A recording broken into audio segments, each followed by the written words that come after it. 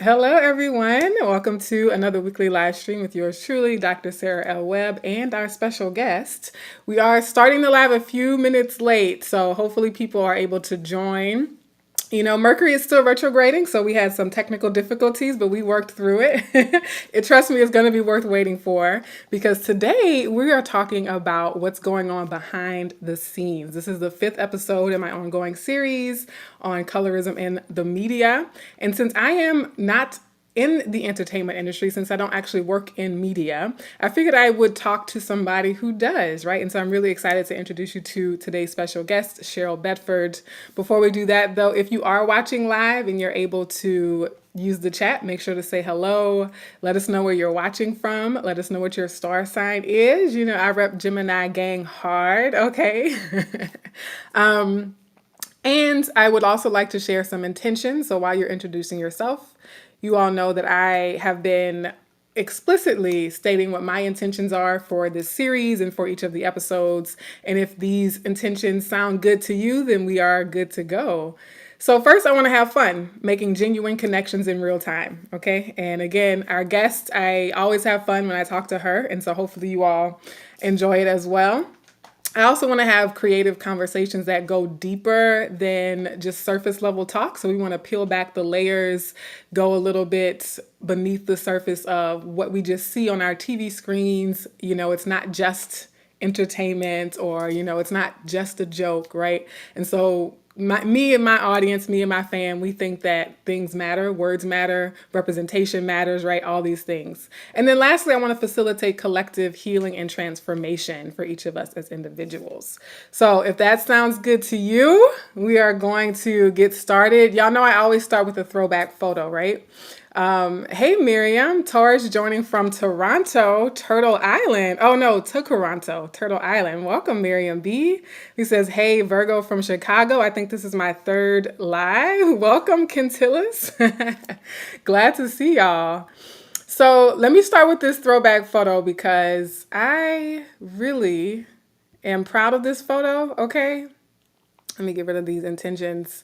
So this is a photo I took in Los Angeles. Was it this year or last year? I don't remember. I think it was this year maybe. But sometime in Los Angeles, I took a photo with Bill Duke, okay? The one and only Bill Duke, one of the creators of the documentary Dark Girls. Type in the chat if you've seen it. Hopefully you have seen it. And so I was able to meet Bill Duke at a panel on colorism in Hollywood. And so here's a little photo of us all at the panel, okay? And so far left on your screen, that is our special guest, Cheryl, who made the event possible, right? So one of the reasons why I'm excited to talk to Cheryl is because she was part of making Dark Girls happen, okay? And so we're gonna talk about that a little bit today. And so also some people featured, you see Star Amoroso, you see It's a Dark Girl on Colorism, which I know many of you also follow, Dr. Okosawa, as well as others. Now, one more photo, just because we can, why not, of us actually talking on the panel, right? Again, talking about colorism in Hollywood with an audience of people who work in the industry. And so with that, I would like to go right into reading the introduction for our special guest. All right, so this is the photo I shared with y'all last week. So if you watched last week's episode, I kind of previewed this week's episode by telling you about Cheryl. So Cheryl L. Bedford is an NAACP Image Award nominee for Dark Girls and Baltimore native. She holds a BFA from NYU's TSOA and MFA in producing from AFI. She is currently based in Los Angeles, California as a production manager, line producer, and producer. Cheryl has worked on countless film, TV, digital products, including 17 independent features. Ms. Bedford served as CFO and supervising producer for a boutique studio. She was formerly chair of diversity development and a producing instructor at New York Film Academy in Los Angeles, California. As chair, Ms. Bedford developed the diversity series, The Industry Lab, creating a bridge from school to work, among other initiatives. She has also taught the art of line producing at UCLA Extension in Westwood, California. She is currently a producer on the Earl Smith story and Vote Love, both currently in development. Ms. Bedford formed her own company, Cheryl L. Bedford Productions, in January of 2001. In her spare time, as if, right? In her spare time, she judges film festivals. Now, more recently, which is how I came to know Cheryl, is she's the founder of Women of Color Unite, which is a 501c3 whose purpose is to help women of color get hired, their projects funded, and their content distributed from the members of Woke U. Cheryl created the JTC list. The JTC list is a database of 6,000 women of color in entertainment. Okay, let me repeat, 6,000 women of color in the entertainment industry. Okay, and that list is being shared across the entertainment industry.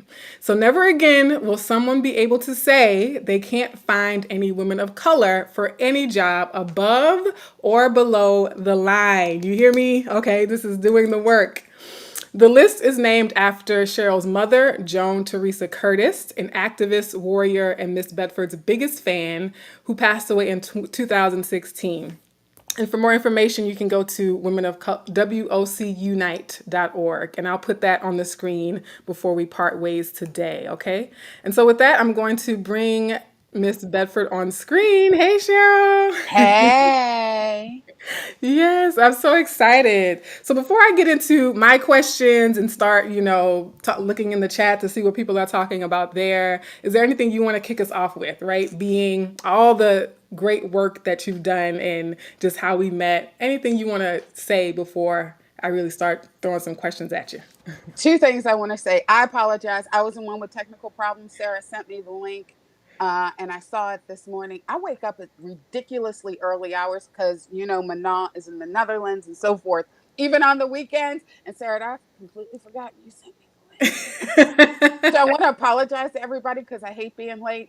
Also, Bill Duke would say, if you're 5 minutes early, you're late. And also, shout out to Sarah Ramirez for putting it out on Instagram. When I saw that they did it, I texted my team, and they were like, "We have the biggest crush on Sarah." So shout out to Sarah Ramirez. So Yes. those are two things that I wanted to say before we got started. I got my soda. I'm ready. I'm ready Yes. because here's the funniest thing. You know me. I name names. Okay. I know. I know. People, yeah, they need to be here. Like, yeah. All right. So, I want to start though by talking about the legacy of Dark Girls because if people have been following my story, they know that that was such a pivotal moments in me even doing what I'm doing today, right? I can honestly say that if I had not seen the trailer for Dark Girls, right, as it was being promoted in 2011, I might not have ever started Colorism Healing. Like, we might not be here. I might be, who knows, doing what, okay? And so I always like to pay homage to that and to know someone, to be able to have you on here as one of the people that made it possible. I'm a crier. I'm gonna be like, let me not get emotional because we trying to spill some tea. We ain't trying to spill no tears, okay? But I just kind of want to start by saying, one, how did you meet Bill Duke? How did you get involved with the Dark Girls Project, and what was it like to work on that project? So I met Bill Duke at the Pan African Film Festival years ago. I met Bill. And it's funny because Carl Gilliard, who a lot of people know in the industry, knows everybody and like connects, especially every Black person, and like connects all of us. So Yeah. Carl and I were judges at the Pan African Film Festival. Bill is a close friend of his. Bill came. Now, I have told this story before because Bill is, let me just, can be quite intimidating. So here's the funniest thing. So we're sitting around. Carl had just introduced me to Bill. We're sitting in really comfortable chairs in like a foyer or something. And so Bill just looks at me and says, I guess Carl had told him that I was a producer and a line producer. So Bill looks at me and sucking his teeth. And as Black people, we know how intimidating. So he's like, so I hear you're a line producer. I'm like, that's correct. I hear you're supposedly good. So all I can hear in my head is, you done fucked up, right? So it's iconic line. So he leans in And he says, so I'm a director, right, on set, Mhm. and I need something right away. What do you do? Mhm. So, and he's leaning in. So I'm leaning I in. lean in, Yeah. right?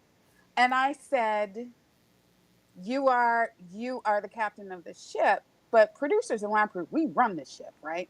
And I said, I will put it in the order that is necessary because there may be things that are going on set that you as a director don't know about, but is actually more important for you to get your job done. And that's how I will do it. So he leans back, crosses his arms, sucks his teeth again.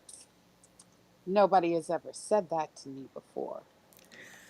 And I'm like, oh shit. He's like, good answer. About a couple of months after that, he was working on a project.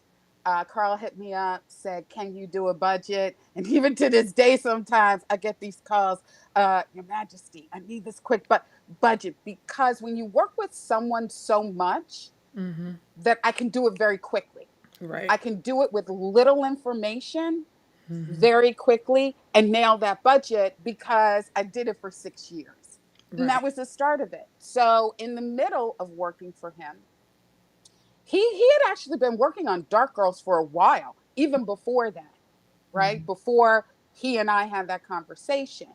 And then as I was working with him on other stuff, he brought me into Dark Girls. And he was working on, and a lot of people don't realize there are actually two directors, Dee Chansonberry and Bill Duke. They're both Mhm. directors, not Right. co-directors, and they're both producers. And it was funny because when they set up everything for Dark Girls and the LLC, one has 49.5%. The other one has 49.5%, but they gave me the 1%. And I was like, yeah, no, being in between the two of them. I was like, oh, okay. To this day, I call him Papa Duke. Mhm. Um, and a lot of people don't know this. So and I tell people all the time that old, I think it was, I can't remember what it was advertising, but that old commercial, tears don't compromise my strength, because Mm. I'm a crier, right? Mm. Because I let Mhm. it all out. And I think that there are Yes. all these times when black women, especially dark skinned black women, are supposed to hold it in. That's not me. If I feel Mm. like crying, I'm a cry. Yes. Like I'm a cry. So if I cry or tears form telling this story. So when my mother passed, we were in hospice at Cedar Sinai, and a really good friend of mine, Karamu Kush, was with me. And I had to leave the room because she would not let go. Like, and they tell you that, right? Sometimes people are holding on, and she was holding on because of me. Because my mother used to say that she thought I was too kind for this world. Mm. And so she was holding on. And I went for a walk. I came back. It was easier for her to let go. I held one hand, Karamu held the other, but he had to go. What? So here I am. He's like, I have to go, but I called somebody because they let you stay with the body for about an hour afterwards. He said, and Bill Duke walked in. No!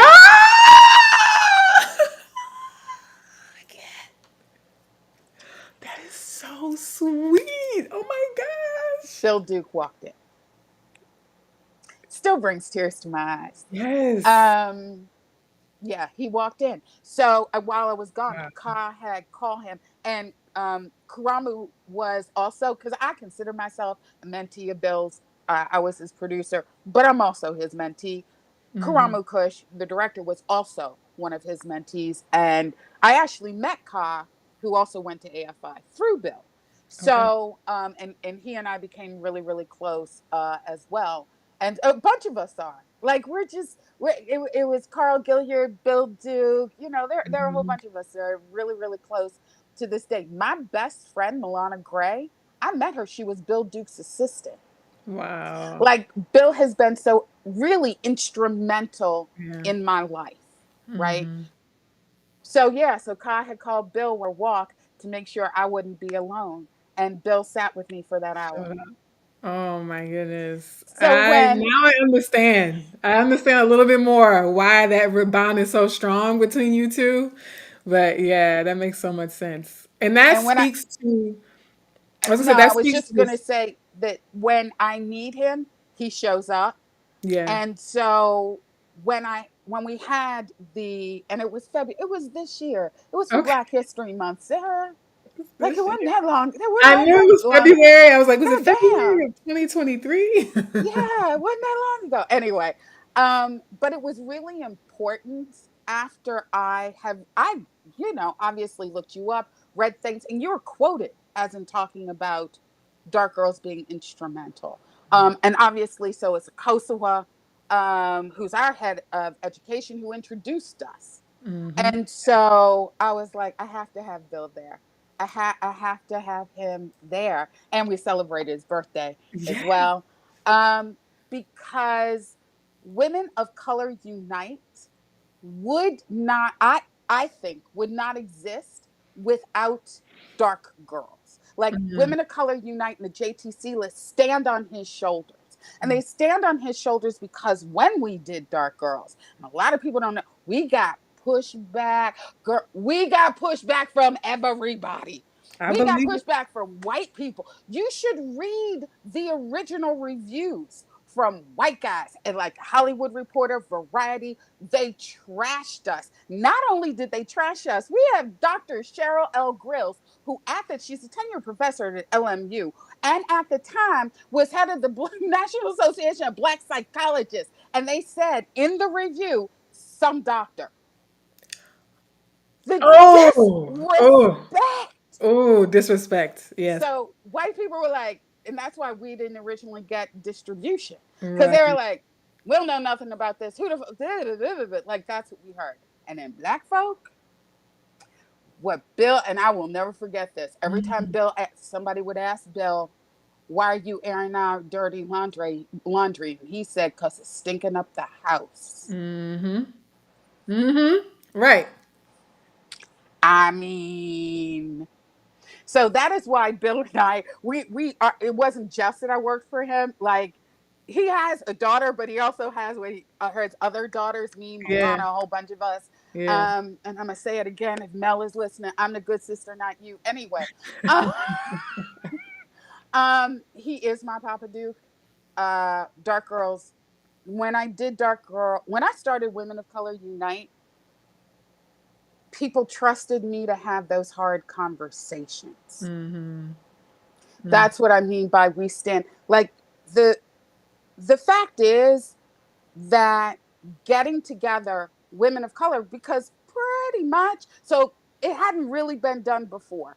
Brown Girls Doc Mafia started 6 months before us. Women of color filmmakers started 6 months after us. Mhm. Women of Brown Girls Doc Mafia really focuses on productions, documentaries. Women of Color filmmakers, and Londi Maduro very much focuses on teaching, reading of your scripts, so forth and so on. We're the advocacy group. Right. And so there really wasn't anybody like us. Yeah. So to get all of these people together to trust that I'm going to have their best interest at heart. Mhm. Ooh, but the trust came a lot easier because of Dark Girls.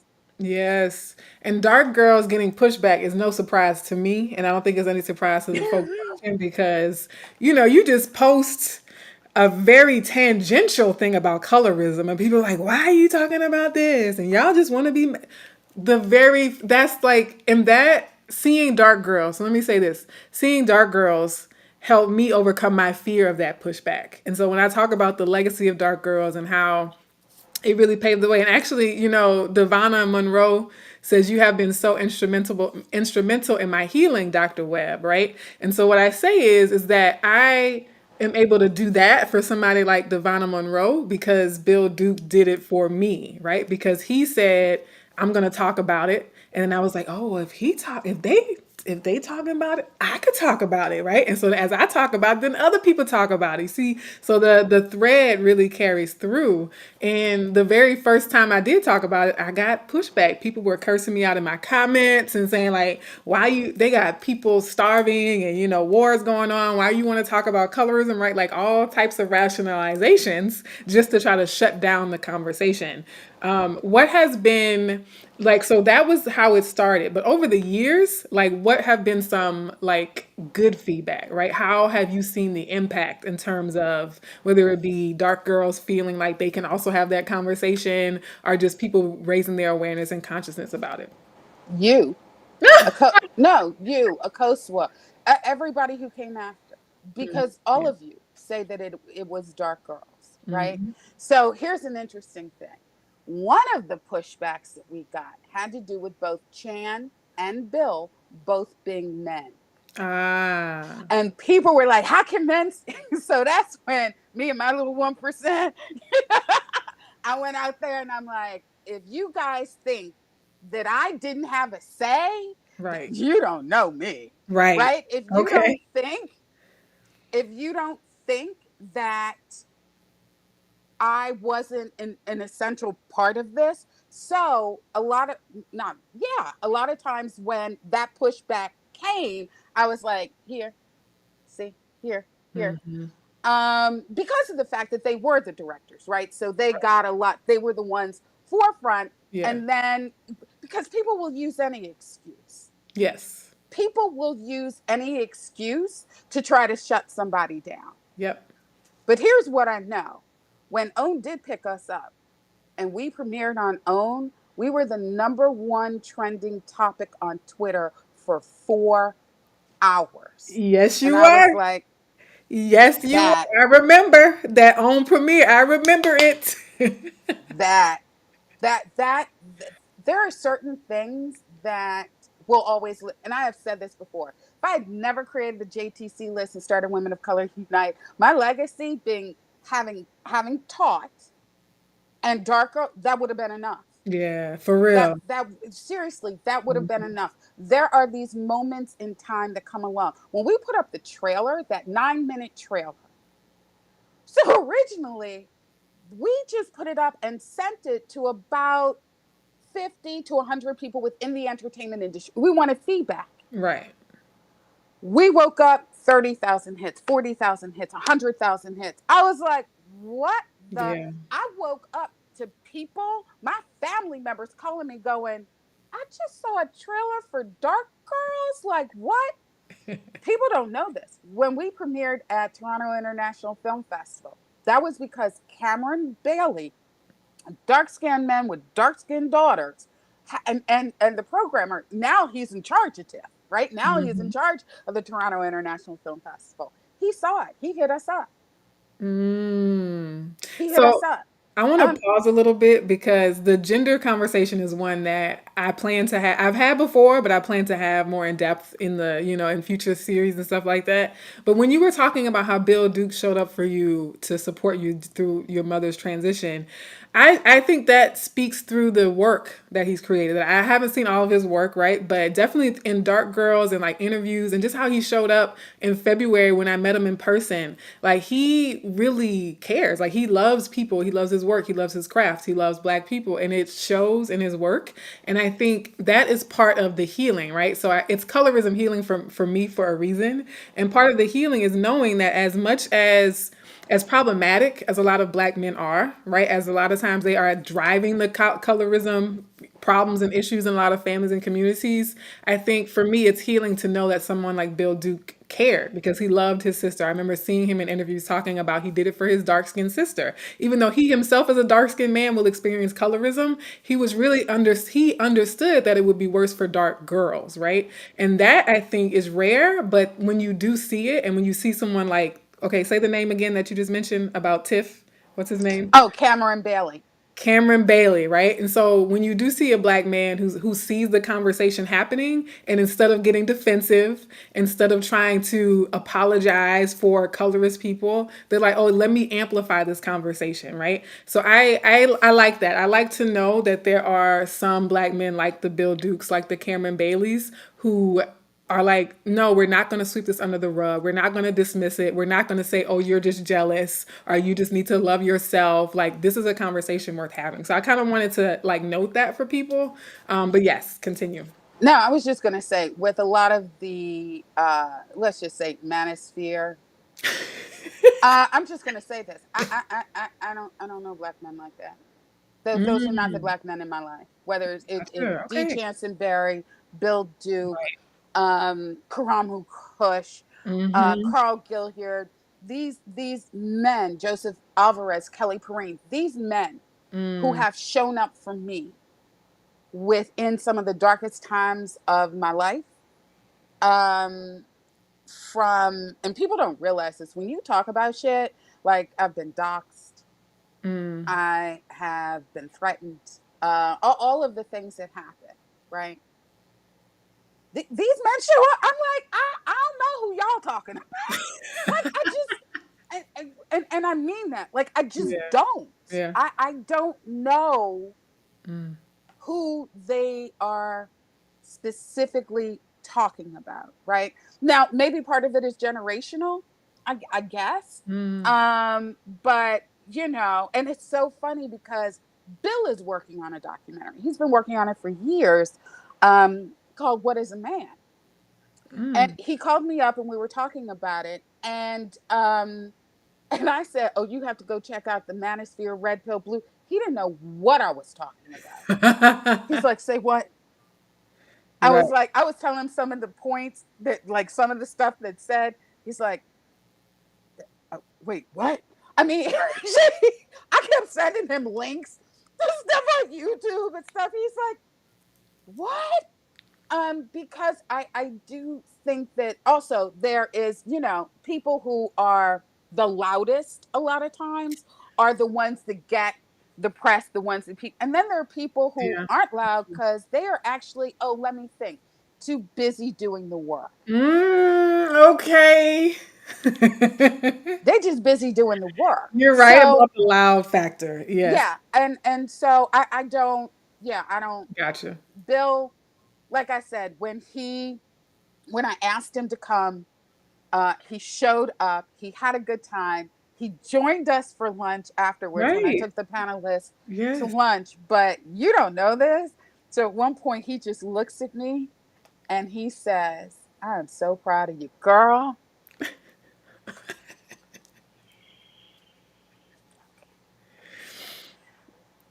That's the prize right there, right? Like awards, accolades, like to hear that coming from Bill Duke, I can only imagine. And Yeah. remember, we're the only group that has ever had Okay, let's get into Hollywood for a sec.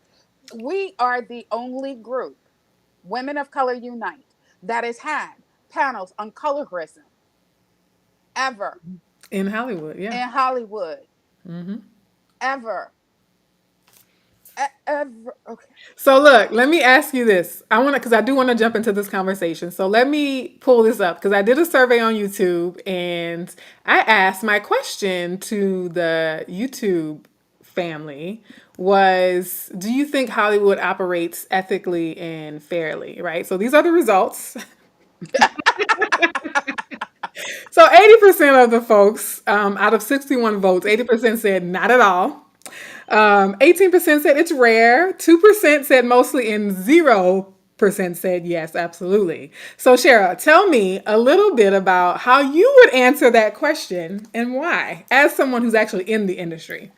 Our industry is colorist. Our industry is still homophobic. Our industry is transphobic. Our industry is ableist. Our industry, like, is ageist as fuck. Like, I mean, Mm-hmm. but here's the thing.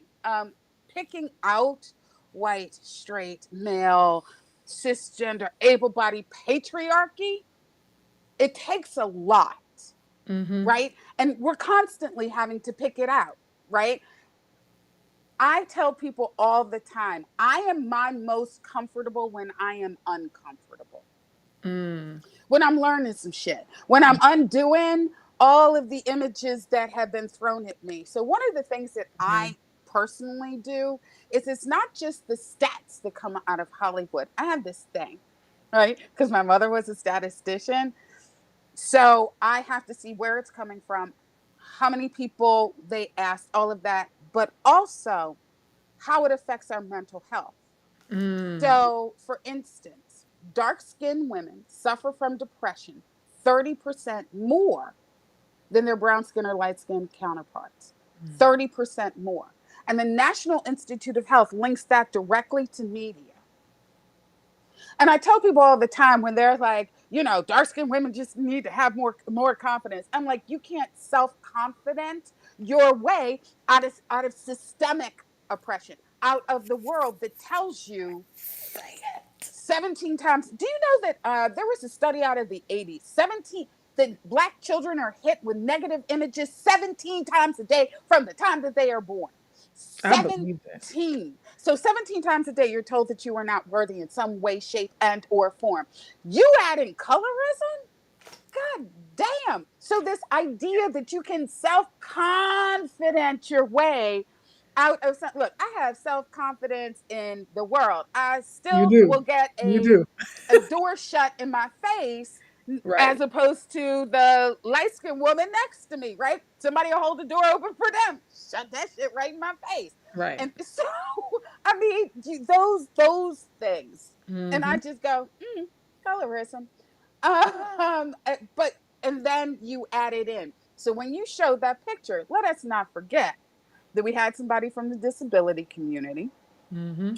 We had someone who was trans. Like that intersectionality matters. Yes. Here's why I think that it's easy for us to have these conversations and so difficult for everybody else in Hollywood. Because when we started, we realized, because again, my mother was a statistician, wait for it, for the Department of Maternal and Child Health for the state of Maryland. Okay. Okay. Mm-hmm.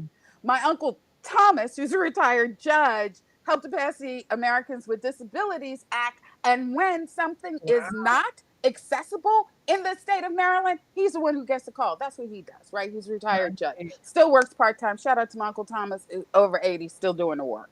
Right. So, like, I grew up in a family of activists. So, when we started, it was always about intersectionality. Mm-hmm. Mm-hmm. Always. We never had to, oh, now we have to include this person. Now we have to include that person. If I focus on those most marginalized, it's a rising tide. Everybody knows that. Everybody knows that. History tells us, economically, we know this. Yeah. When you focus on those most marginalized, it helps everybody else. Can we stop playing in my face? Which is why, to be perfectly honest, I don't fuck with most of the white female led nonprofits in Hollywood. And when Mm-hmm. I said that, I used to get obviously a lot of pushback, right? Mm-hmm. And here's the thing: they always, always pick whiteness over sisterhood at some Oh, point yeah. in time. Mm-hmm. And I said it, and people kept looking at me. Oh no, Cheryl's just this way or that way, whatever. Then a study came out. It's an English study, and they focus on NGOs, the equivalent of nonprofits over here. There's a study that actually explains why Mm. they don't, and here's why. They don't because they think at some point in time that you can divide the intersectionalities. They don't understand that you are intersectional at every moment of every day, of every Right. given moment of every single day. Yes. They think it's almost like a pick and choose. Like, oh no, you need to focus more on this. You need to focus more on that. Can't you focus more? Because what I've heard is, well, can't we just all get along? Can't you just focus more on womanhood? Nah, because I'm as black as I am a woman. I'm as Mm-hmm. dark skinned as I am black, right? That So part. understanding that intersectionality happens all the time. People tend to think of an intersection in the sense of like driving, like you come to and then you go, right? As opposed to the fact that it happens all the time. It cannot be separated. So I Mm. advise everybody to read that study. But now there's scientific evidence of why I don't fuck with most of them, because they Yeah. just, and I don't know if they can. Well, no, that's not true, because I do have white women who volunteer at Women of Color Unite. Shout out to Delaney Peace. It is actually her birthday. Dopest white woman I know. I call her my sister. Delaney is one. Delaney will put herself, her body, physically between me and harm. Mm. She's the Yeah. one who has said that you're not an ally. You have to practice your allyship every day to be a co-conspirator, Mm. right? So yeah, but regarding colorism in Hollywood, um, I mean, look, the Gina Davis Institute just recently came out with additional statistics about it, and now people are focusing on focusing more, but we're still not having those very public Right. conversations. They happen privately, Mm-hmm. but having those public conversations, because let's look at Hollywood. Like we some of them folk would have to admit their privilege, right? Some of them. And here's the thing that I don't understand. What is so difficult about that? Because you've Right. talked about having skinny privilege, Mm-hmm. right? We both have talked about having educational privilege, Mm-hmm. right? There we all have some type of like, you just do. Why can't you admit it? Like, I Right. don't understand That's why. exactly. Because you have to give some shit up if you admit it, Mm-hmm. Yeah. right? There's this conversation to be had around, it seems really easy for me to talk about my forms of privilege, and I'm wondering if there's a type of like currency that comes with the forms of privilege that are most visible, right? Because like when we talk about educational privilege, like I can't just walk down the street and be like, oh, she's clearly got a doctorate, right? Like, and so I think that those forms of privilege, like your light skin, where you get it even when you're not trying, like even if people don't know you, like with zero Right. context, you will still benefit from it. Whereas something like, okay, who my parents were, or, like how much education I have, is like you have to kind of have context in order for me to benefit from that in some ways, right? It's, other ways to think about it. But then I also wonder about how colorism is happening behind the scenes, right? Because what you're talking about, okay, so I'll say this. When you just talk about colorism in media, if you do a Google search on colorism in media, it's all the conversation is about what people see on screen. It's all about in front of the camera. When you're looking at the TV, when you're watching the movie in the movie theater, that's where most of our conversations about colorism in the media begin and end. All right. But we know that it's not just happening in front of the screen. We know that part of the reason it happens in front of the screen is because of what's going on behind the screen. And so how do you see colorism playing out behind the screen? Like not even just talking about like who was cast in a movie or who wasn't cast in a film, but like what are the people that we will never see on our screen? Like how what one, are they disproportionately light skinned? Like let's confirm. Yes. Yes. Okay, so yes, more about like colorism behind the scenes, not just like what we typically talk about it in casting and things that we see on TV. Child. Okay. Yes. And that is definitely one of the reasons they don't want to talk about it, because they don't want to give it up. Hmm. They don't want to give it up. I've had so here's the thing. I always tell people I'm just a middle class black girl from Baltimore, right? Like I've gone to private school all my life, but that was because I was an only kid. So um but I tell people I'm bougie with a bit of street and a dash of ratchet. Because I'm still from Baltimore. Let us not get that twisted, right? And I say that to say that I don't roll with respectability politics. So it's funny because all of these things that we now talk about, gaslighting, respectability politics, all of those things. And my mother is an activist. We would call it something else, right? But that's what she would talk about. Talking about, yeah. So I don't do a whole lot of fucking code switching. Hmm. Like I don't. I curse a lot because let me tell you something. Being over 50, I don't have time. I need to cut through the niceties. So if saying the word fuck is gonna get your attention, cause over 50, I'm gonna do it. Right? Like it becomes a how do I cut through the bullshit as quickly as I can? And I have night skin people in the sweet C suites and stuff. When I've talked about going to private school, you've gone to private school? You've gone to Like somehow, because my voice isn't up here and I don't Mm, talk like that whole idea, even when and that comes a lot of times when we're in the same room with white folk. And I'm mm, like, yeah, because I don't deal in respectability politics. Because I truly understand that the only reason they're on that side of the table and I'm on this one is because of systemic racism, sexism, and all of the intersectionalities. They are not as smart as I am. Look, we can look at what's going on in the strikes. And the fact that these guys, these CEOs can't keep their fucking mouth shut. Now, anybody knows, keep your mouth shut. How difficult is it for that, right? So I never walk in a room like I'm there on a humble. And dealing with the C-suite, and everybody knows, I was dealing with people in the C-suite, and they were getting on my nerves because the euphemisms. And I said the word motherfucker sitting there, and there was all of this pearl clutching, right? And I said, don't get this shit twisted. There's only one person gone in private school her entire life. So yes, I can say call you a motherfucker and conjugate the verb to be in the same damn sentence. Don't get so wrapped up in this, and the people in the room clutching the pearls, our folk who were definitely have the lighter hue.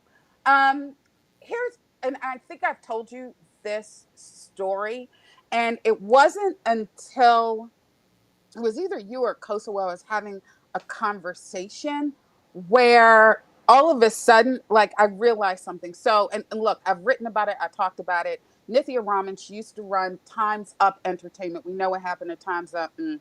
Anyway, so they were doing this program, right? And it was one of these programs for people entering or helping somebody who started off on a lower level, helping them. Now, we had already realized that Women of Color Unite through our internal survey that 44% of women of color leave the entertainment industry because they don't hit a glass ceiling, it's concrete. So mm. these are women with 10 years experience who just can't get to that, and they get frustrated and they leave, right? So we had already realized this.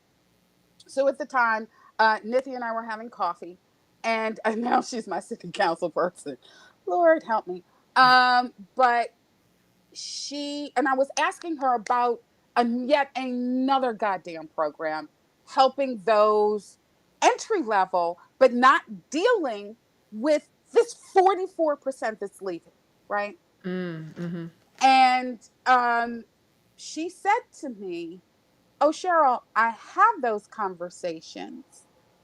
They just think that those of us who aren't in there just aren't good enough.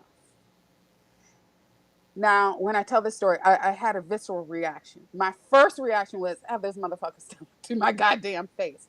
But my second reaction was, but you know better. So you're just accepting the money to do a program to say, hey, we're doing something, but you know better, right? Mhm. And when I was telling, I think it was you, this story, all of a sudden I was like, and all of those people are light. Mm, mhm. So what you're saying is that all of these dark skinned people just aren't good enough? I'm, that, like, and because I had told this story 100 times. Mhm. Um, but when I was telling you, and all of a sudden, I'm like, but then you look at all of the people who are in those positions, who are light skinned, and now you're actually saying that none of the dark skinned people are good enough, Yeah. let See? alone those with other intersectionality.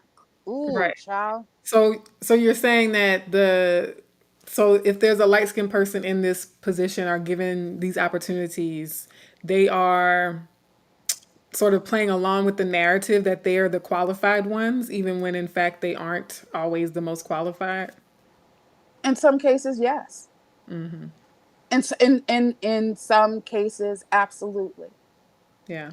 I don't think it can't, it's not a coincidence. Light skinned people just don't make up that much Right. of our population Yeah. to have such a huge amount of, and look, we're specifically talking about Black people, but you can look at the indigenous community, you can look at the Latinx community, you can look at the Asian community and Mm. see who's in charge, Who's who in are charge? the ones who have quote unquote made it, right, who Right. are in these positions. And here's my question: or if you're not talking about colorism, because before you said, girl, I've been saying, if we're not talking about colorism within racism, we are not, right? As you said, we're not doing the job.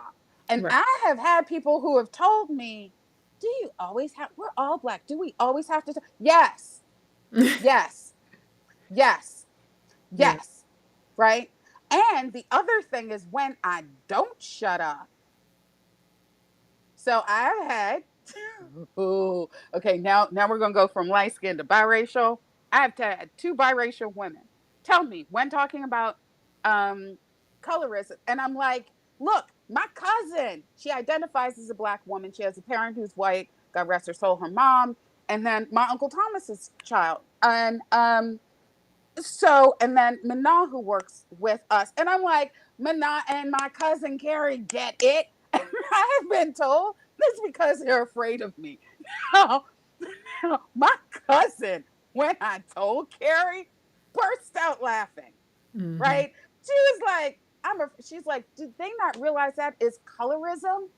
Like, Right. just to say, like, somehow big, Hmm. mean Black Cheryl, dark Cheryl, is in that we're intimidated. Nah, nah, nah.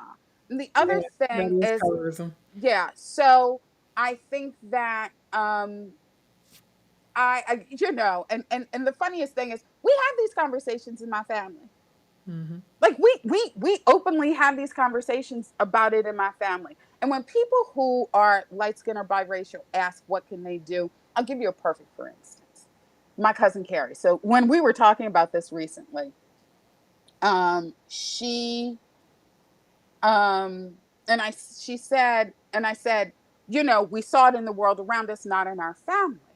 And Carrie said to me, I never thought we ever got in, like, were colorists, anybody in our family, but I would not say it until you did. Because as the person who would have been the best beneficiary of it, it wasn't my place. Right. Right? She's Right. like, it wasn't my place.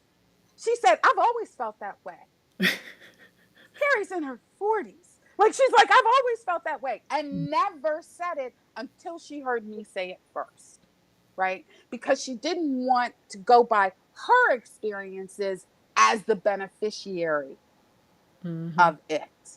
And so having people like, obviously, her in my family, and on so forth and so on, when I get pushback from people, that's why I'm always like, well, Manon, Carrie, y'all talk to them. Like, sometimes I just get exhausted in Yeah. having these conversations. But the fact is, if you look at a lot of our executives within Hollywood, those who are making the decisions, mm, yeah, I'm just gonna leave that like that. So those who are making the decisions disproportionately do not look like you and I. And that's one of the questions I wanted to ask too. So when you have an instance of colorism on the screen, let's say casting, because that's what most people talk about when we talk about colorism in media, right? Is casting, right? So let's say, for example, and I don't know if there are specific names to name, but I did this whole live stream on casting a biracial woman to play an actual historical figure who was a dark-skinned Black woman, right? So that's just one example, right? But when you get to that point, who are the gatekeepers, are like, and you can name them by title, right? So you don't have to like focus on that specific film, but like what are the job titles of the people who make those types of colorist decisions, right? Like who's the first gatekeeper, who has the final say, like who's involved, like who in the room is saying yes to these things, you know? That's what I'm curious about. It all boils down to one person, the Okay. financier, Okay. Okay. Well. right? It's the financier. And Uh-huh. what I mean by that is, okay, so I'm gonna take an independent filmmaker, Antoine Allen. Mm-hmm. So there's this movie called Lola. It's a boxing movie. You guys haven't seen it? Independent film. Love Antoine. When Antoine casted, the people who wanted to give him the money wanted the person to be light skinned or biracial, and he said no, and he lost the money. Wow. Now Wow. he went ahead and did it anyway, right? It's the money, it's the distribution, it's all of that. Here's what I say: Okay. if we as Black people don't push back on that, then we're not part of the solution. We're part of the problem. Mm-hmm. That's what I would say. And people would say, well, that's really easy for you to say. No, it's not. Right. And what I mean by that is that when I graduated, I had a BFA from NYU when I went there. It was the number one film school in the world. I have an MFA from the American Film Institute. When I was in AFI, it was the number one film school in the world. I graduated, right? Started sending out my resume. My name says Cheryl L. Bedford. I went to those two schools. How shocked do you think that they were that this face walked in? Yeah. And there were times I never got the interview. They would hand me one of those diversity forms. The very last time that happened to me was Disney.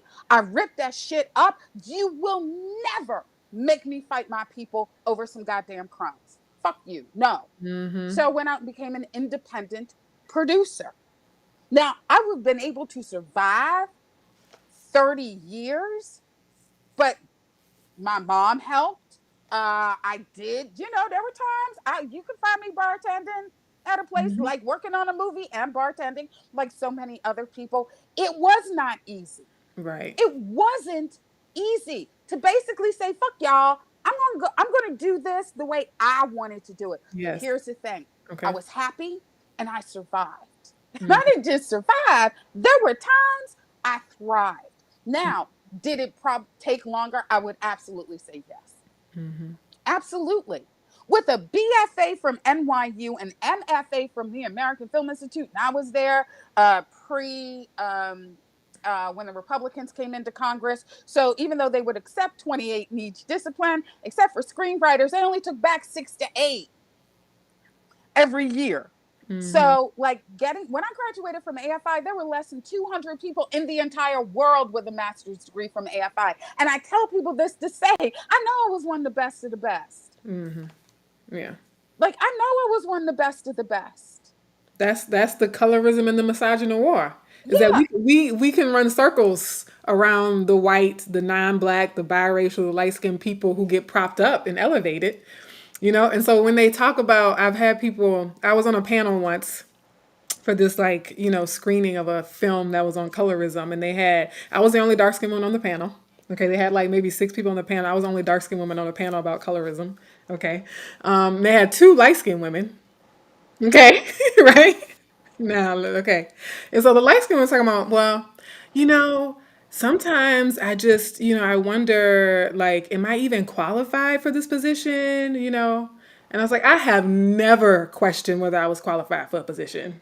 Never. As a dark skinned black woman, oh, I know for a fact I'm qualified for this, right? So the fact that these light skinned women admitted that they have gotten opportunities that they themselves weren't sure they were qualified for. I was like, y'all are just outing the colorism yourselves. Because I guarantee you, when black women get into positions, we're overqualified for those positions. You know what I mean? So that in and of itself is illustrative of how you don't have to, how color is currency.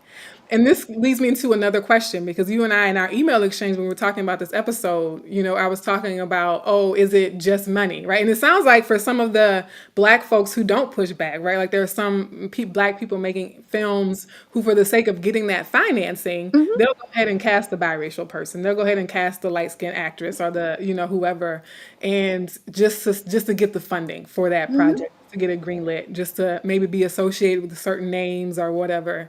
But aside from that, is there more incentive to the green, or is there more incentive to the white, right? And what I mean by that is I believe that race and skin tone are a form of currency, right? And even when you were talking about white women and how white women, just in general, can't really trust 99.9% of them, right?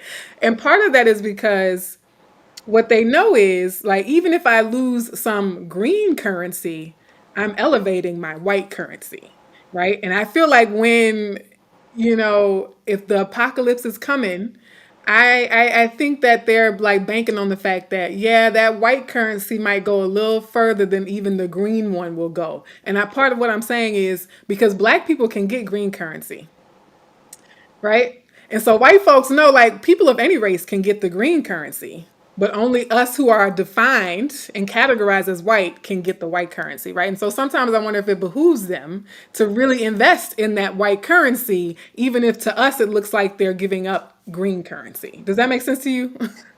Yeah, it boils down to this, and I've been saying this for a while. White Trump scream. Yeah. Point blank.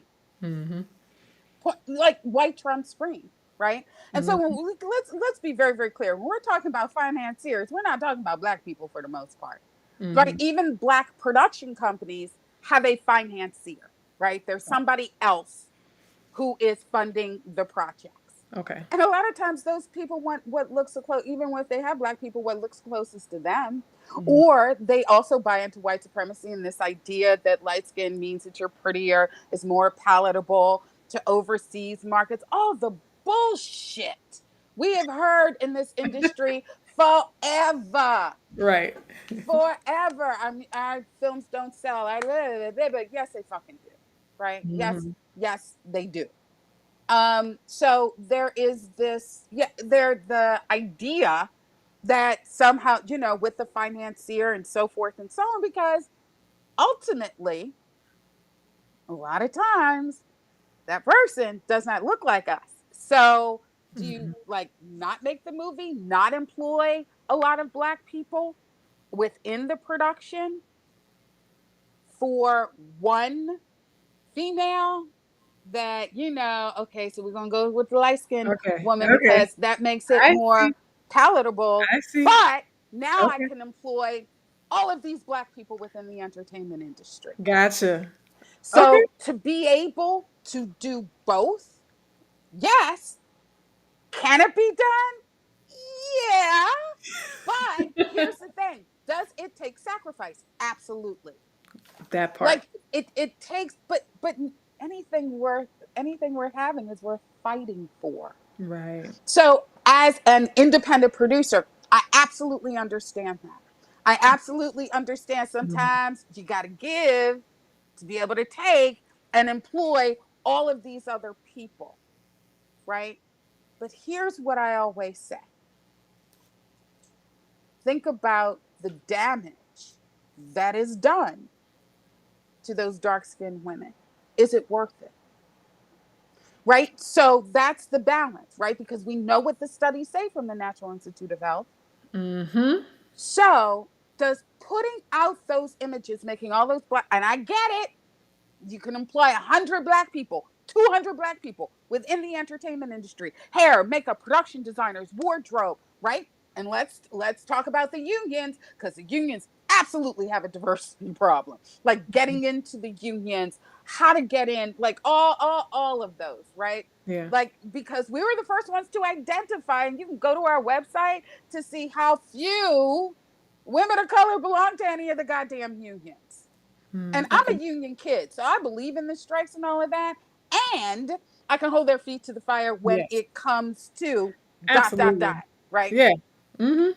So, but the idea then becomes, so at Women of Color Unite, one of the things that we try really hard not to do is cause harm. Many of these programs, so I'm not a fan of most diversity programs in Hollywood. You can have 5,000 people apply for 25 spots. Now there are more and more studies that come out about the harm that is caused. Let's say 50%, let's say 50% suck. Okay, that's 2,500. Now you're having 2,500 people for 25 spots when mediocre white people just get the job every goddamn day.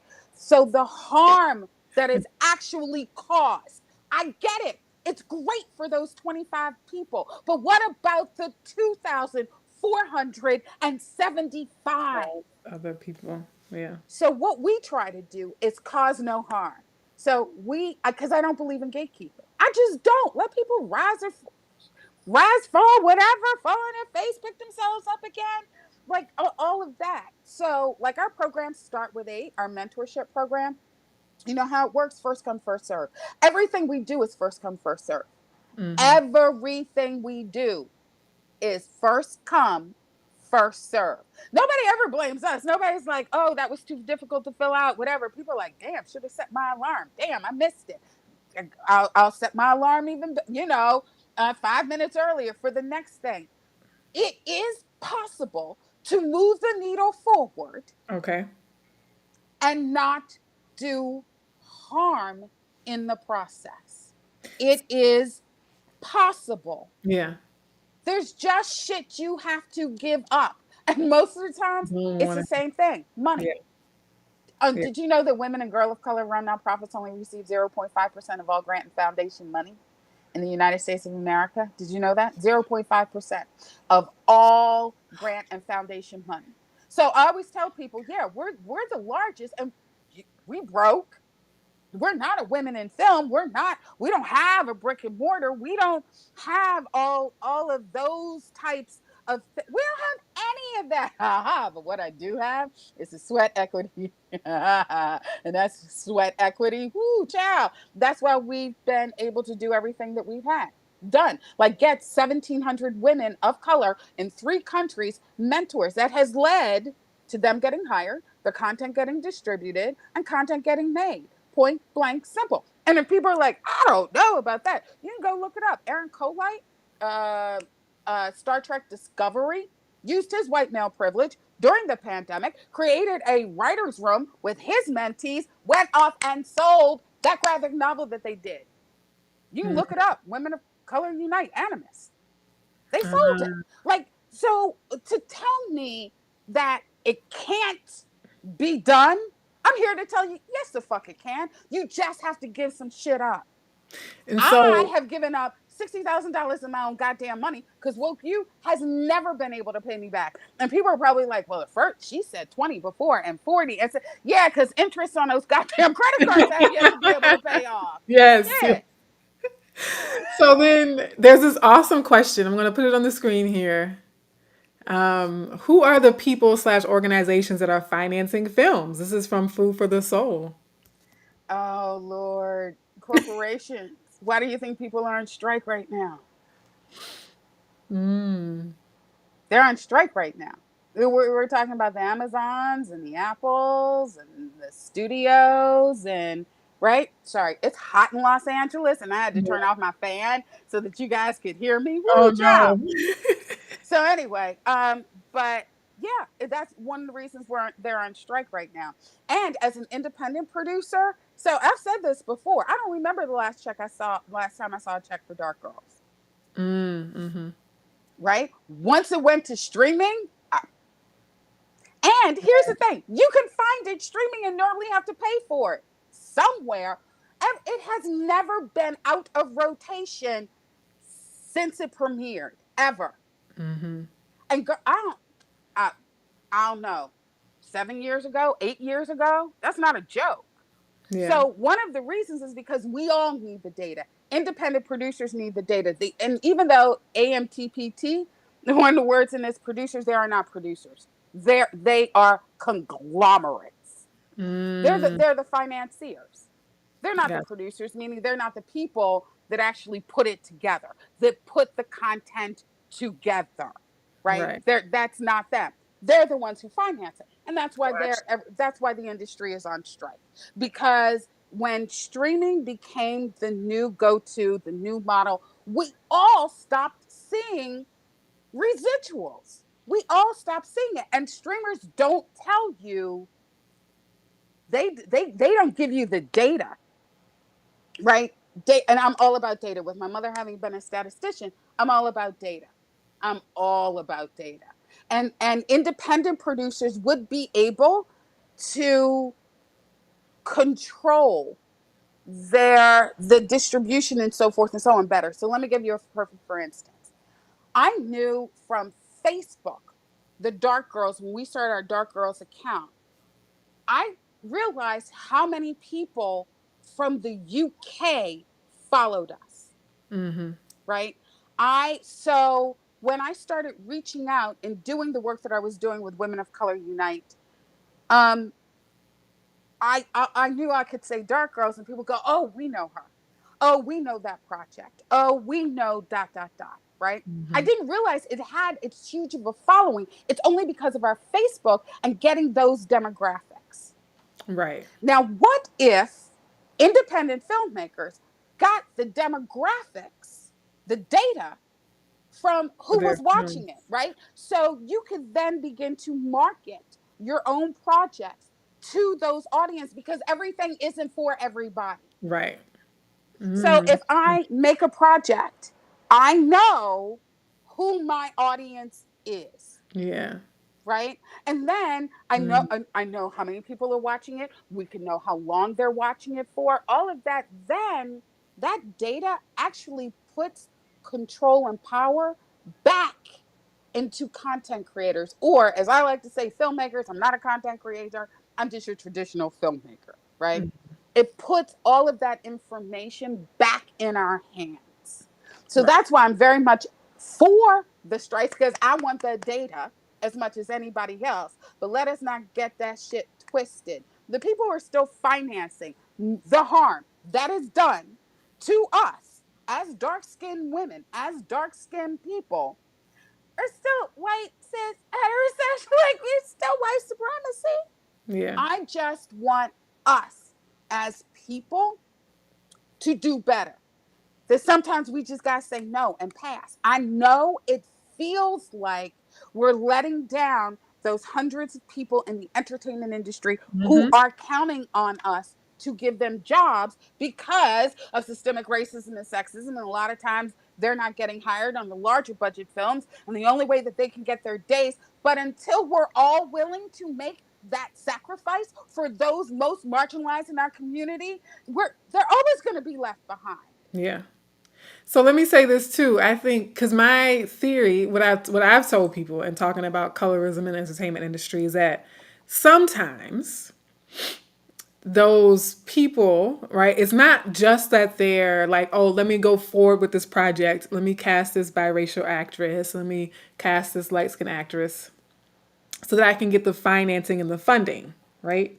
And I, Mm-hmm. I think you know what I'm about to say is Mm-hmm. sometimes those black people also would prefer a light skinned woman in that role, right? Or a biracial woman in that role. And so that's part of my theory when I think about some of the projects, like who's that guy that made Black AF? What's his name? Kenya Barris or something like that, right? So I feel like there are a lot of people in the industry who are like, no, they're perfectly fine with the Mm-hmm. financiers wanting light skinned and biracial people, and so they're not going to push back. And so I feel like that then shrinks the number of Mm-hmm. people who are even options to hold the line when it comes to something like colorism. It's a circle, right? So yes, there are absolutely people who believe that, who think that, who are colorists. Right. Let's just call a spade, right? So there are absolutely black people within black entertainment, within black Hollywood. There are absolutely colorists, sure. Mhm. Um, and yes, that then does shrink it because think about it this way: when you tend to hire an actor, right? It's how popular are they? How much do other people want to see that in X, Y, or Z? Right? There's a reason that some actors make $20 million a picture and some make $5 million a picture. Mm. Sometimes. I mean, there's still, obviously sexism, racism, and all of those other Right. things. But supposedly it's the audience that they can bring Supposedly. in. Yeah. But if you constantly hire light skinned or biracial people and they constantly get it and they can constantly build their audience, and it's like this. It's like, okay, so, you feel like as a dark skinned person trying to jump in there, right? Like you're Mhm. just trying to, because it's going like this. Yes. So I want to share this comment because that comment speaks directly to what you just said. Kind of, I don't know. Maybe you can elaborate on it. But daily positive affirmative says, "Why? What is most disingenuous about casting talent is the notion that those who most closely align with Eurocentric standards of beauty are what the market demands." As if decades of programming featuring artists who fit that bill haven't been burned into the collective psyche of the masses. If tastemakers can popularize and elevate one set of features, they can do the same for others. So what I feel like that person is saying is like it's the chicken or the egg. So they can Right. say, "Oh, the market is demanding biracial women." Okay, but who shapes and molds the market, right? Like who conditions? Like is it possible that the white folks who started that trend in the first place, right? Going all the way back to, the 1920s when, you're casting the Lena Hornes and stuff like that. How has that impacted what the market demands in the first place, right? So it's kind of this chicken or the egg question of, yes, you're saying this is what the market demands, but if you're constantly feeding that, then the market is going to continue to demand that. And that's what we call a vicious cycle. And what you're saying about this double dutch of like, okay, how are we going to break this vicious cycle if someone's not willing to sacrifice, right? And I think that's why sometimes it's so hard to push back because when we call it a vicious cycle, I mean, like it's like a locomotive, right? It's like it's gaining momentum, and very few people are willing to stand in front of a locomotive and say stop. So there's a, yes, but, and I don't tend to use, but I try to use like yet and so. Mm, um, but if they started having the conversations, I mean, it's great that we have them, right? At Women of Color Unite, and shout out to Soho House that we have a deal with Soho Los Angeles. We have a whole set thing going. Intersectional representation matters for 2023. We've got a whole bunch of events coming up. But they could start having the conversation, right? Mhm. Like, I just feel like when I start talking, like people are like, "Oh my God, she's talking about it again. Don't bring it up. Do you have to bring it up?" And so forth and so on. Yes, because I'm dark skinned. And it keeps happening. Like if Well, you it's want me like to stop bringing it up, then it's stop like doing it. it's like asking a black person, like, I don't understand the disconnect between that language and telling us as black people stop bringing up race. Like, I truly don't get Yeah. it. Okay, I get it, but I don't, right? Right. Meaning that intellectually I get it, they're steeped in blah blah blah blah blah. But then there's a part of me that I just want to scream, wake up, right? Like, stop. Because I get a lot of the same language when I talk about it by Yes. black people. Yes. And here's Exactly. what and here's Yeah. what I'm going to say, which is why white trumps green, which is why I just went through the entire thing, right? And yet, if we started having more dark skin, especially women and stuff, then that means brown skin and dark skin women would see themselves, which means that they would then look at your content. They would then go to the movies. It is an untapped market. Whew. That is the other thing. How Yeah. do I know? Here's how I know, especially young people. I wore this to my local supermarket, right? It says hashtag cancel colorism, a t-shirt from the event. I just happen to have it on. Like, I work out in it. I don't even think about it. Like, most of my t-shirts say something, and it's not until people give me a side eye that I was like, oh yeah, my abortion rights t-shirt, my cancel colorism, my fat phobia and sizes and t-shirt. Like, okay. Hmm. But I was walking into the store and there were these young people outside of grocery stores. They get, signing you up, or can you sign this petition, whatever it was. So he was of Indian descent, from India as opposed to Native American. She was a young black girl, brown skin. And all I heard was, "Oh my God, that t shirt." And they started, blah, blah, blah, blah. And my family this, and my family that, and my family. As I'm Yes. trying to go, and I'm like, I got to get back. Like, I had a Zoom I had to get back to.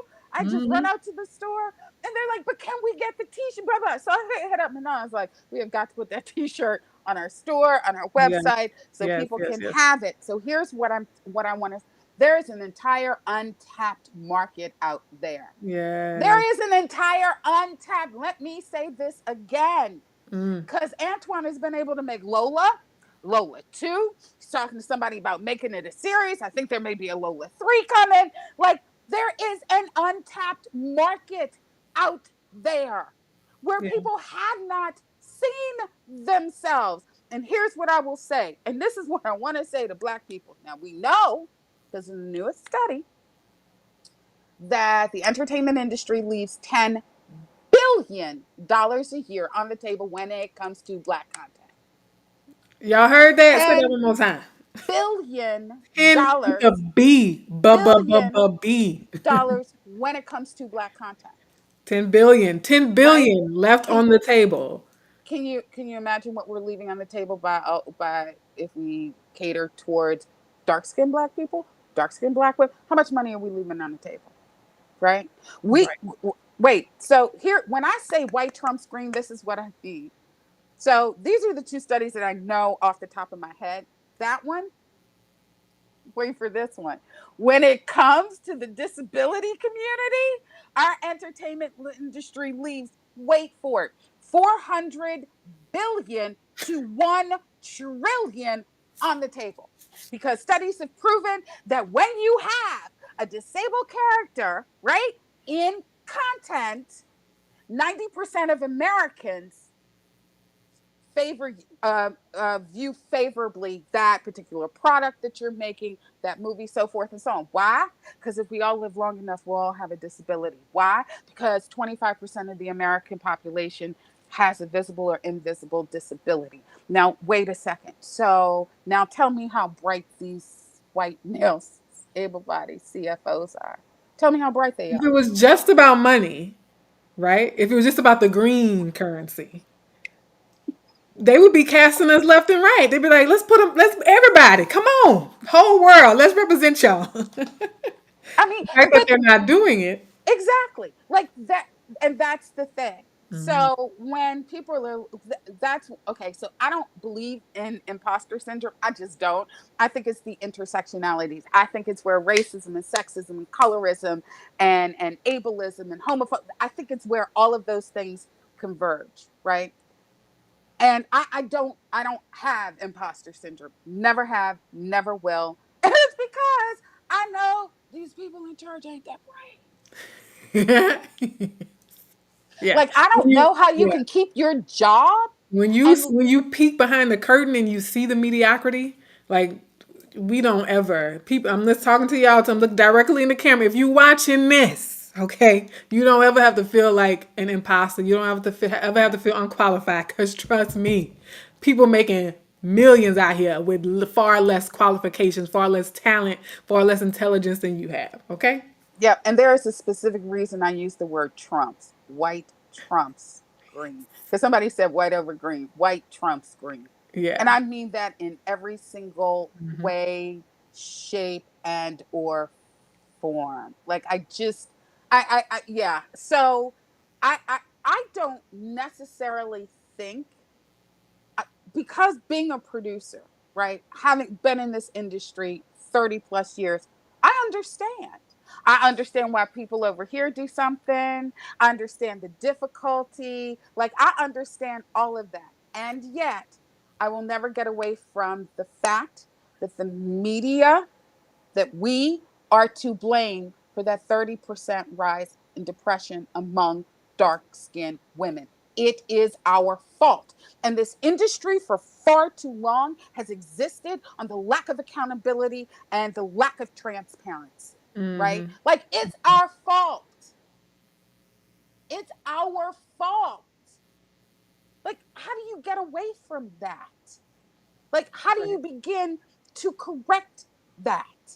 Mm-hmm. Right? And it's not saying never hire a light skinned person or biracial. It means be very aware of what you are doing. Why are you making these choices?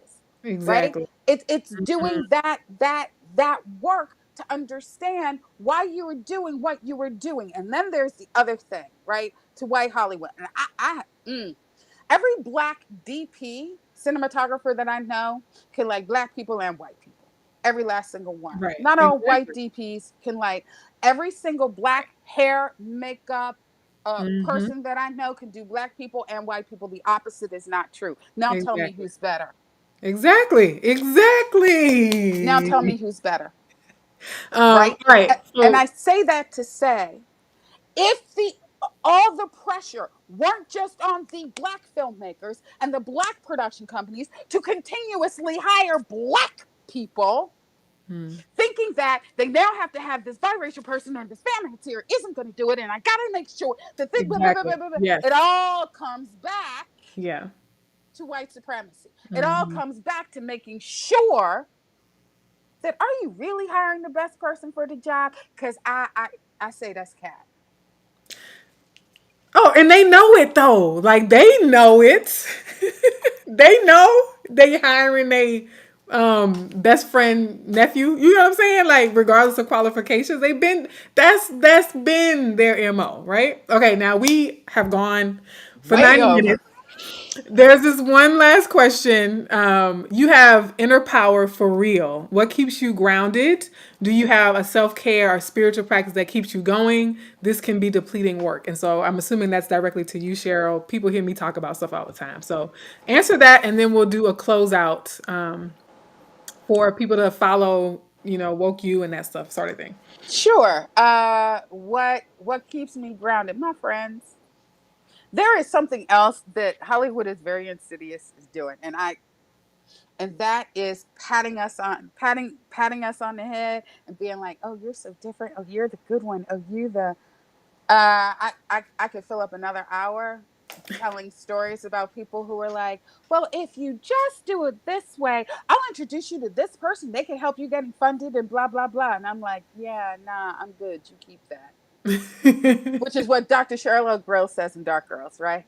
She Yeah. says sometimes you just gotta tell your family, nah, I'm good. You keep that. So what? It's really my team. It's my entire team. It's the fact that my board members have aunties, and there's nothing like black aunties. Let me just say that there's nothing like having my black aunties, the board of directors, my entire team, my significant other.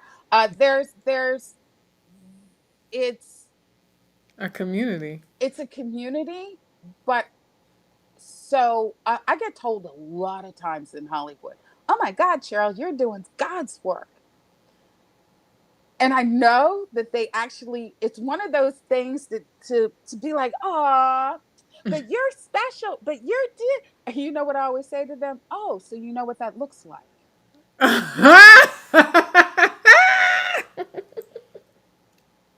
When I say you cannot gaslight me to turn on my people, ever. Ever. I'm going to have those conversations because I want better for my people. I'm going to have, that's really why I have these conversations. Like, I want us to do better for those of us who have systematically been left behind within Black liberation, right? When I've already had conversations with Curry because of you. Watching the two of you on that, I was like, I need Curry in my life. Like, I Yes. need. Uh, Yes. Yes. Yes. so I say that to say that I really want people to do better, but that gaslight, that patting on the head, that, "Oh my God, you have no idea how many times I get told you do God's work," and I'm like, but that just tells me you know what it looks like and you choose not to do it. People Mhm. don't like to hear you say that, right? Because when they tell you you're doing God's work, you're supposed to look at them and go, "Oh my God, thank you so much. Oh, that is so sweet of you." And I'm like, okay, so you know what the fuck that looks like. So why the hell aren't you doing it? Yeah. So is it draining? Absolutely. Mhm. Absolutely. You know how many times I've called a counselor? Like, is it draining? Absolutely. What do? I take time off. Like this Mm. weekend, I just laid in bed. It was a Yeah. wonderful weekend. I didn't do shit. I go to the gym. I am in community with my friends. I have an entire team who will take over on days that I can't get out of bed. Because let me be clear, there are some days I can't get out of bed Mm. because it's daunting, because having these conversations ad nauseum. And let me just say, before people actually get it and do something, like you have to come, like you, it's first they're angry, then you're doing God's work, then it's this, then it's that, and to constantly be like, okay, here we go again. Mm. Right. And I'm going to be 57 later on this month because I'm a Libra. I mean, I saw y'all Virgos out there. Y'all nice and everything, but come on, Libra time. Come on, Libra time. Anyway, so I am actually a Libra with Aries rising, and they're polar opposites. So yes, I love my people, and I will put my foot up your ass. So both ways.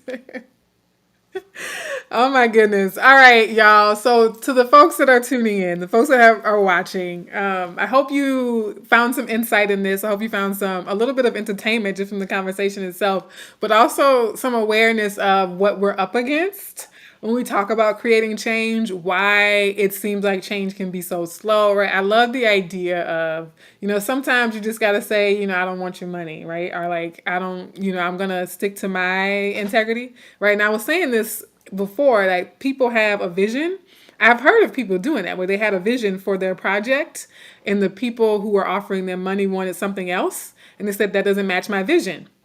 People have done that for other types of changes. Like they're like, oh no, I really want this to happen in the story or something like that. So there are people who fight for their visions in Hollywood, but it takes people who are willing to bet on themselves, right? People Mm-hmm. who are willing to bet on their own community, people who just care too much about their craft, right? To really sacrifice that. And so I think the very last thing, because I always leave everybody with an affirmation and homework. And since this was an interview, I didn't write any in advance because I was like, I want to see what where the conversation goes.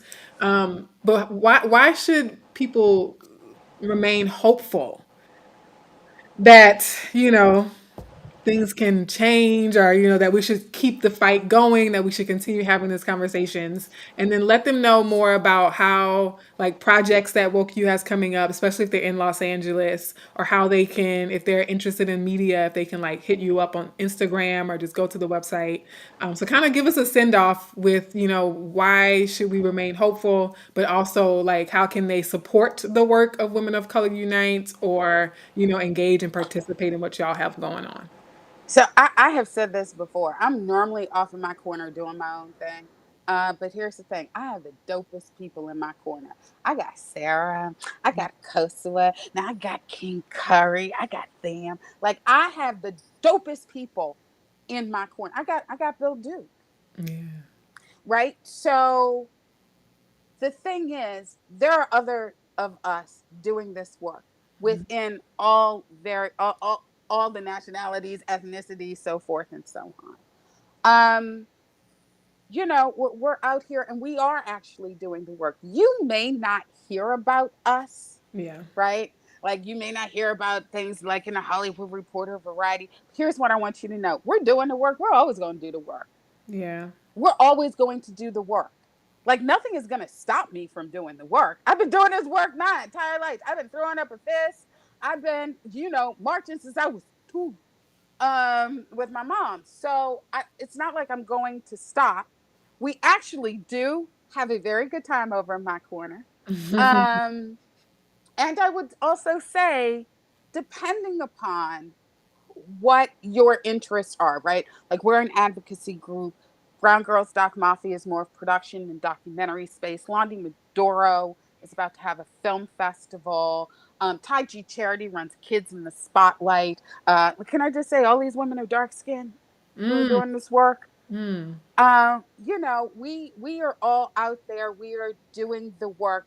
Find us, right? Yeah. Like we don't get So, the press like a lot, but we're great. We're all pretty much grassroots. Yeah. So, or we started grassroots. I always say that woke you, we just want to be kids in the spotlight when we grow up, because Tai Chi did all of that work. And they are what, like 12 years old? No, 10, 5 years older than we are, whatever. So, yeah, we're going to hang in there. We're going to continue to do the work. We Mhm. are doing the work. And there are people having these difficult conversations behind the scenes. I'm one of them. Mhm.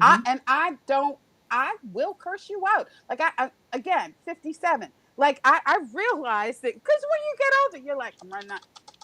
We got to hurry up and do this, right? And I may not see it in my Yeah. lifetime, but I Mhm. want to make sure Mhm. that I leave a path. Yeah. People Ooh. can sometimes call it a trail. I want to leave a path, right? Mm. And instructions about how to continue along that particular path.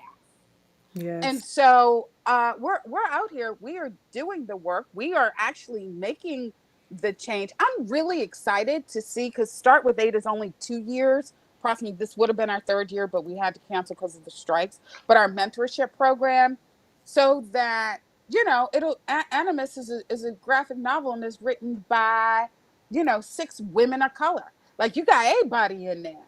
Mhm. You got. So I'm interested to see where all of these things will lead. But trust me, we are doing the work. There are absolutely white people in this industry who get it, who are there with us, who stand beside us, who volunteer their time and their energy, and who aren't afraid to be in the room when we have these conversations. And like, okay, wait, am I doing this? So there are people there. So the thing is, I do this because when we do our internal survey, uh, the first time we did it, that 75% of my membership said what we as an organization give them most, unprompted: hope. Mm. It's hope. Mm. Yeah. It's hope. And if it comes to changing the lives of my 6,000 members, one by one by one, okay. Like, Okay. I understand it's a marathon, and I may Yeah. not even see the all of it come to fruition, but I get the little wins. I get the Yeah. walking down the street in Los Angeles. I got a job through the JTC list. Your panel changed my life. I got hired here because somebody realized that they did that. That is actually, that happened at our fat phobia one, where people realized, oh my God, I don't have anybody fat in my cup. Like, I don't have anybody like that gets hired, or somebody with a disability, or somebody dark skinned. That the amount of comments that we get, the amount of people who actually stop me on the street. We're out here and we're doing the work. So all I gotta Yeah. say is, continue to have hope. I got you. We got you. Yes. Continue to have hope. So, what I want to say to anyone watching the replay, anyone watching live, I'm going to follow up with Cheryl to get websites on all the organizations you just listed so I can put them in the Hmm. caption. That way, at least if you're watching this video, you can go read the caption and click on the links for all those people's websites.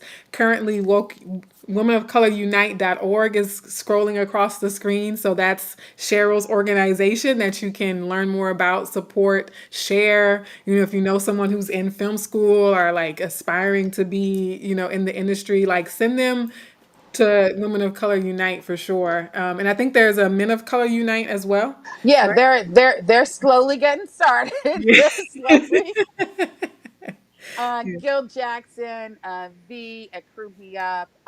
They've really been instrumental in getting Men of Color Unite done. So, also Jimmy just trying to, like, hey guys, because that was some of the pushback that I got. I got it specifically from Black men who were like, "What you doing for us?" I was like, "Oh my God, okay, me being Captain Save a Woe." So, but they have actually already started it. So, yeah, Good. I'm very happy. They're just waiting because the state of California is a little behind on their nonprofit, their actual number and all of that. So, Gotcha. yeah. Yeah.